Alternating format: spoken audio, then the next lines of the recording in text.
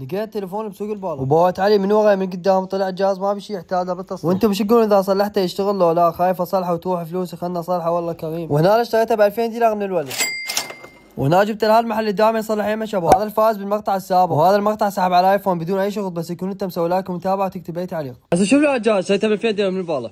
والله تعبتني كان. شوفوا حجي بس مكسور هذا، ما اعتقد يشتغل. شوف لنا يا بالله بركة الله، شوفه يشتغل لو لا؟ والله حجي والله وضعيته حجي شنو وضعيته قل لي. اشتغل اشتغل حجي هذا اشتغل. بس الايفون بيها كلود، يطلع بيها كلود غامز، بس انتم تفتحونه دائما. يفتحها حبيبي والله بركة الله. اشتغل والله واقف في رميز. تفتح غامز حجي؟ افتح يا حبيبي. اي والله جد اعطيك فلوس ما غامز. 10000 10000 ممنون. ها كانت كملت الجهاز؟ فتحت غامز؟ اي اي حجي لك شنو انت فول انت.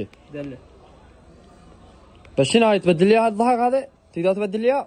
باكر ابدل لك. يلا باكر اجيبك يا حجي، انت ما تلحق بعد.